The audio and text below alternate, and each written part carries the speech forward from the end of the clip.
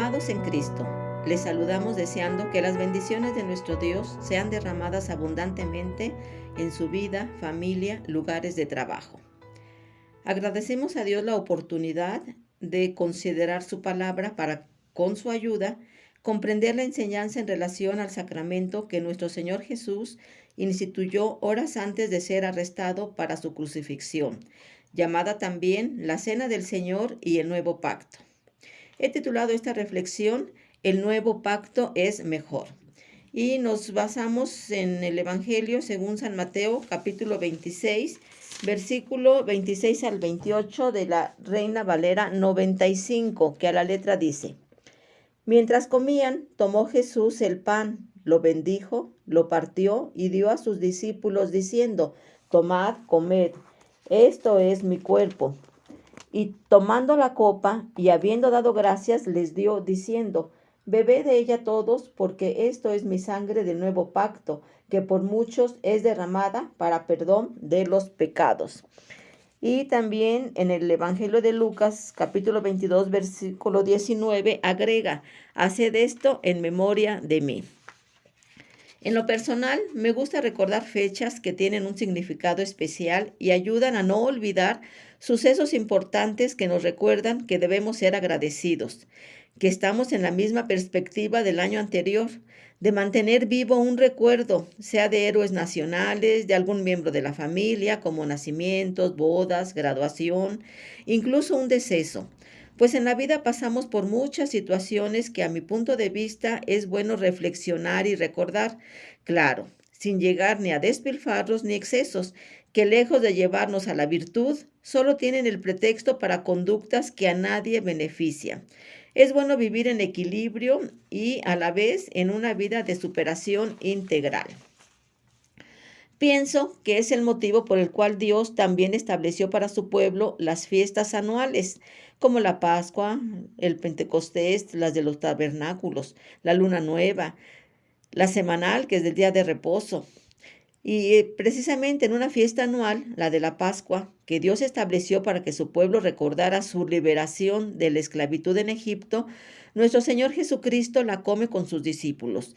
Es en esta fiesta donde Él inaugura un nuevo pacto que marcaría el fin del antiguo, que nunca pudieron los israelitas darle cabal cumplimiento, razón por la cual nuestro Padre Celestial dio a conocer por medio del profeta Jeremías que llegaría el día en que haría un nuevo pacto con su pueblo, y este sería escrito no en tablas de piedra como el antiguo, sino en el corazón de cada persona que quisiera acercarse a él. Dicho de otra manera, Dios proveería un mejor pacto con mejores promesas para dar su Santo Espíritu a todas las personas que quisieran acercarse a su presencia. Bien, tratemos con su ayuda de conocer este nuevo pacto y estas mejores promesas. La Biblia se divide en Antiguo y Nuevo Testamento para marcar la transición entre la alianza de Dios con el pueblo de Israel, la antigua, y la nueva alianza establecida a través de la vida, muerte y resurrección de nuestro Señor Jesucristo. La palabra testamento proviene del latín testamentum, que significa pacto, convenio, alianza. El Antiguo Testamento abarca los libros escritos antes del Señor Jesucristo.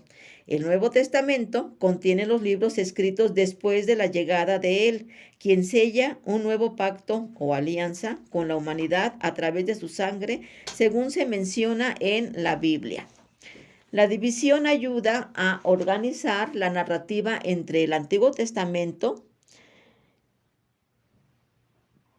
que prepara el camino, y el Nuevo Testamento, que cumple la promesa. El Antiguo Testamento es la Biblia judía, mientras que los cristianos aceptamos ambos testamentos como revelación divina. No son libros separados en propósito, sino complementarios. El primero explica la necesidad de salvación y el segundo narra la llegada del Salvador.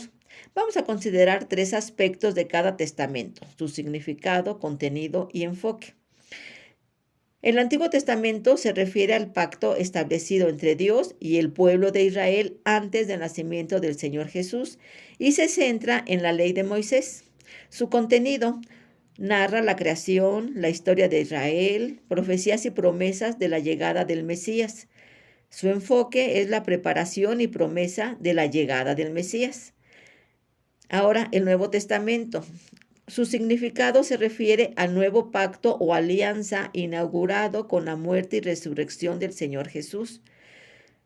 Contiene la narración de la vida de Jesús, que son los evangelios, la formación de la iglesia primitiva, narrado en los Hechos y cartas apostólicas. Su enfoque es el cumplimiento de las promesas del Antiguo Testamento con la llegada del Salvador. Esta división fue popularizada por los primeros cristianos para distinguir entre las escrituras judías y las cristianas, siendo testamento una traducción del término griego diateque, que significa pacto, acuerdo o alianza. Pues bien, ahora pasemos a considerar por qué el nuevo pacto es mejor. Para esto pasamos a la carta a los Hebreos, donde lo explica más ampliamente. En Hebreos 8:6, en la Reina Valera 95, dice así: pero ahora tanto mejor ministerio es el suyo, cuanto es mediador de un mejor pacto establecido sobre mejores promesas. Aquí nos habla de tres cosas que son mejor. Uno, un mejor ministerio. Dos, que es mediador de un mejor pacto. Y tres, establecido sobre mejores promesas. Veamos, un mejor ministerio. ¿A qué se refiere? Se refiere al ministerio sacerdotal. ¿Por qué es mejor el de Cristo que el de Aarón y sus descendientes? Bueno, vamos a ver en Hebreos 5, del 1 al 6 de la Nueva Traducción Viviente, que dice así: todo sumo sacerdote es un hombre escogido para representar a otras personas en su trato con Dios. Él presenta a Dios las ofrendas de esas personas y ofrece sacrificios por los pecados. Y puede tratar con paciencia a los ignorantes y descarriados, porque él también está sujeto a las mismas debilidades. Por esa razón debe ofrecer sacrificios tanto por sus propios pecados como por los del pueblo. Y nadie puede llegar a ser sumo sacerdote solo porque desee tener ese honor.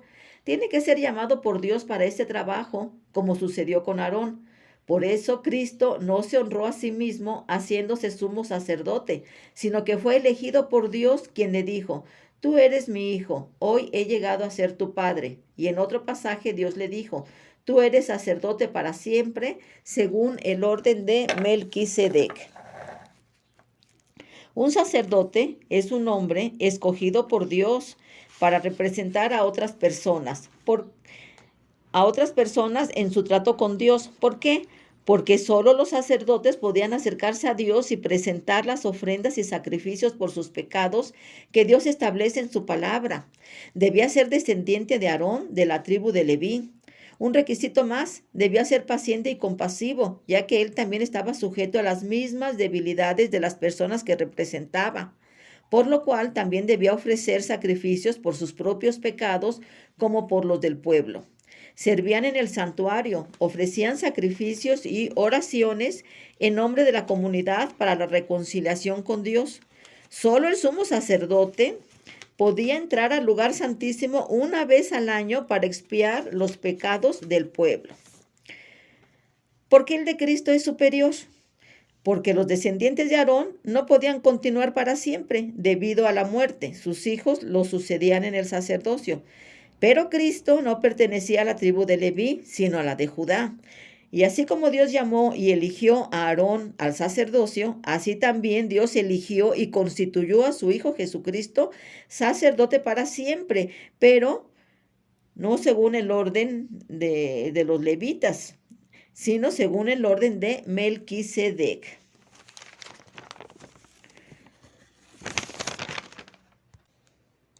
Este Melquisedec aparece en Génesis 14:18, cuando Abraham llega victorioso de rescatar a su sobrino Lot y a los demás cautivos que sus enemigos habían capturado. Y le salió al encuentro Melquisedec, cuyo nombre significa Rey de Justicia y también Rey de Salem, que significa Rey de Paz, según nos leemos nosotros en Hebreos 7:2. Este sacerdote bendice a Abraham y Abraham le da los diezmos del botín. En Hebreos 7:7 dice que el mayor bendice al menor, así que Melquisedec es mayor que Abraham al bendecirlo y al recibir de Abraham los diezmos. No se registra su genealogía ni cuándo nació o murió. Por esto, nuestro Señor Jesucristo es constituido sacerdote, no por descendencia, sino por el poder de una vida indestructible, tal como dice Hebreos 7:16. En el mismo capítulo 7 nos resume del verso 20 al 28, que el Padre estableció mediante juramento a Jesús como sumo sacerdote según el orden de Melquisedec, Salmo 110:4. Y debido a este juramento, Jesús garantiza este mejor pacto, porque Él es realmente Dios y hombre. Jesús vive para siempre, su ministerio sacerdotal también. Hebreos 7:25 dice: por lo cual puede también salvar perpetuamente a los que por Él se acercan a Dios, viviendo siempre para interceder por ellos. El ministerio de Jesús se realiza en el verdadero santuario, no de la tierra, sino del cielo. Como sacerdote y rey, ocupa el lugar de suprema autoridad. Ahora, veamos, es mediador de un mejor pacto. Esto lo podemos leer en Hebreos 9, 24 al 26, en la Nueva Traducción Viviente. Dice así: pues Cristo no entró en un lugar santo hecho por manos humanas, que era solo una copia del verdadero que está en el cielo. Él entró en el cielo mismo para presentarse ahora delante de Dios a favor de nosotros, y no entró en el cielo para ofrecerse a sí mismo una y otra vez como lo hace el sumo sacerdote aquí en la tierra, que entra en el lugar santísimo año tras año con la sangre de un animal. Si eso hubiera sido necesario, Cristo tendría que haber sufrido la muerte una y otra vez desde el principio del mundo. Pero ahora, en el fin de los tiempos, Cristo se presentó una sola vez y para siempre para quitar el pecado mediante su propia muerte en sacrificio. Es mediador de... ¿Qué es un mediador? Bueno, un mediador es un reconciliador, un intercesor o un intermediario. Actúa para reconciliar a dos partes distanciadas, en este caso Dios y el hombre, pues nuestros pecados nos separan del Dios Santo. Nuestro Señor Jesucristo está sentado a la diestra de nuestro Padre Celestial, intercediendo por cada uno de nosotros. Él es el único mediador, como está escrito en 1 Timoteo 2, 5 y 6 de la Reina Valera 95. Dice así: pues hay un solo Dios y un solo mediador entre Dios y los hombres, Jesucristo hombre, el cual se dio a sí mismo en rescate por todos, de lo cual se dio testimonio a su debido tiempo. Hay un solo Dios y un solo mediador entre Dios y los hombres, Jesucristo hombre. No hay otro mediador, solo Él murió en nuestro lugar por nuestros pecados. Solo Él pudo vivir una vida sin pecado. Por eso Juan el Bautista lo presenta como el Cordero de Dios que quita el pecado del mundo. Su sangre derramada sí puede quitar todos nuestros pecados, no como la sangre de los animales que se sacrificaban, que solo los cubría, los tapaba para que no se vieran. Era solo una limpieza externa, no cambiaban a la persona y volvían ellos a sus mismos pecados. Como dice Hebreos 10:4 de la Reina Valera 60. La sangre de los animales no pueden quitar nunca los pecados. El primer pacto solo traía alivio temporal a la culpa, porque la sangre de animales no pueden quitar los pecados. El sacrificio de nuestro Señor Jesucristo estableció un nuevo pacto en su sangre, la realización definitiva de la promesa del Dios justo y a la vez misericordioso. Hebreos 10, 10 al 14 de la Nueva Traducción Viviente dice así: pues la voluntad de Dios fue que el sacrificio del cuerpo de Jesucristo nos hiciera santos una vez y para siempre. Bajo el antiguo pacto, el sacerdote oficia de pie delante del altar día tras día, ofreciendo los mismos sacrificios una y otra vez, los cuales nunca pueden quitar los pecados. Pero nuestro sumo sacerdote se ofreció a sí mismo a Dios como un solo sacrificio por los pecados, válido para siempre. Luego se sentó en el lugar de honor a la derecha de Dios. Allí espera hasta que sus enemigos sean humillados y puestos por debajo de sus pies, pues mediante esa única ofrenda Él perfeccionó para siempre a los que está haciendo santos. Esto no quiere decir que ya no cometemos nunca ningún pecado, no. Significa que su sacrificio perfecto, eterno, es suficiente para constantemente santificarnos en un presente continuo, andando en comunión con Dios en su luz. Si pecamos involuntariamente, tenemos una limpieza continua mediante la sangre de Cristo, tal como lo dice 1 de Juan 1:7. Y al reconocer y confesar nuestros pecados y pedir perdón, conforme nos dice también el verso 9 del mismo capítulo de 1 de Juan, nos confirma que Él es fiel y justo para perdonar nuestros pecados y limpiarnos de toda maldad. Esta limpieza es interna, inicia en nuestro interior y comprende una renovación completa mediante un nuevo nacimiento espiritual. Ahora bien, veamos por último establecido sobre mejores promesas. Y aquí vamos a considerar en Hebreos 10, del 15 al 23, en la Nueva Traducción Viviente, que dice así: y el Espíritu Santo también da testimonio de que es verdad, pues dice: este es el nuevo pacto que haré con mi pueblo en aquel día, dice el Señor. Pondré mis leyes en su corazón y las escribiré en su mente. Después dice: nunca más me acordaré de sus pecados y sus transgresiones. Y cuando los pecados han sido perdonados, ya no hace falta ofrecer más sacrificios. Así que, amados hermanos, podemos entrar con valentía en el lugar santísimo del cielo por causa de la sangre de Jesús.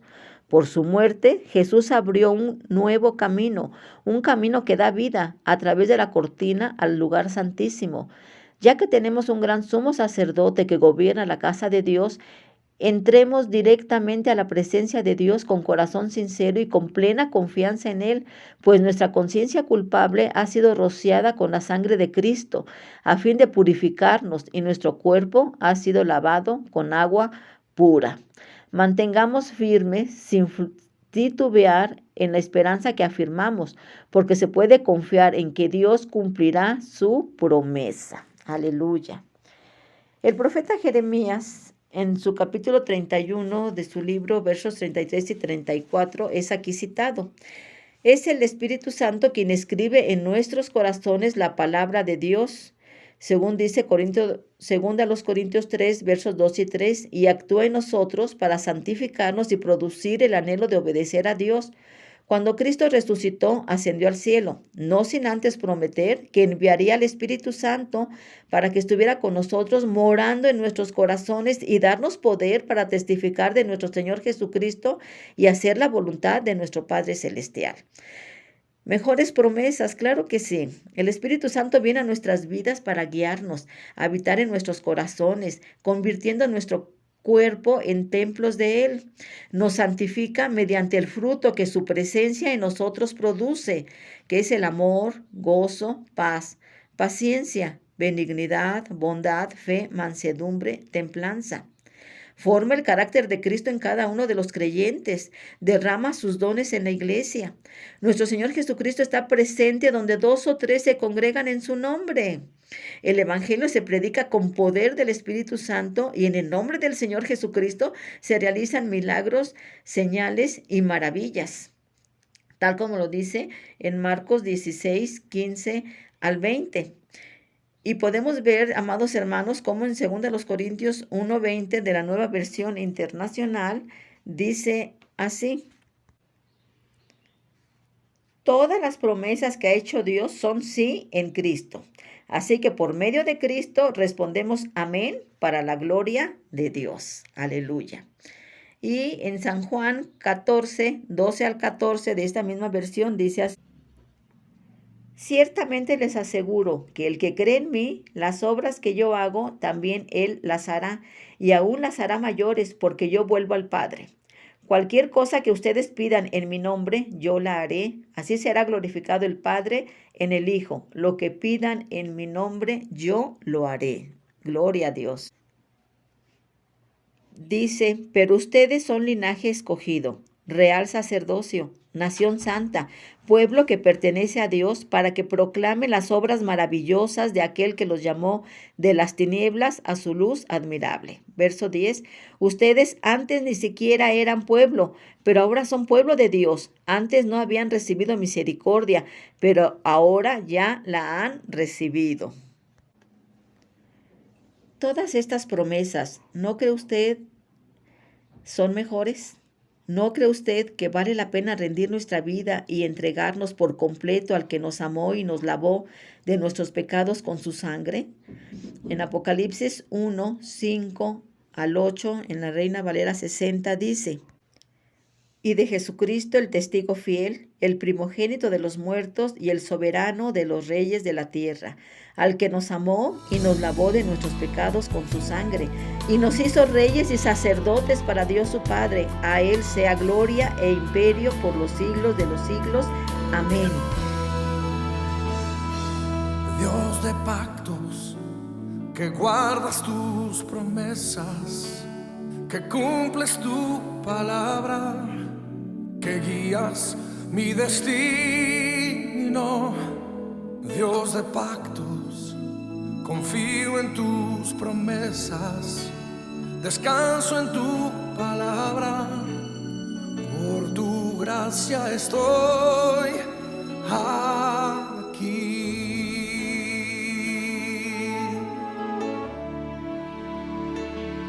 Dios de pactos, que guardas tus promesas, que cumples tu palabra, que guías mi destino.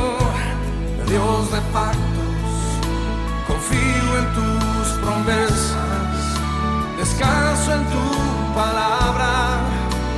Por tu gracia estoy aquí.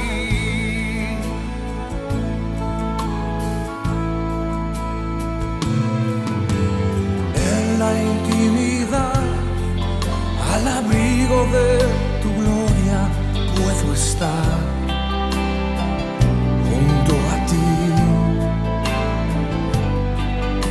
Al ver tu santidad, estoy maravillado ante ti. Y tu amor, nunca más seré igual al salir de este santísimo lugar. Dios de pactos, que guardas tus promesas, que cumples tu palabra, que guías mi destino. Dios de pactos, confío en tus promesas, descanso en tu palabra. Por tu gracia estoy aquí.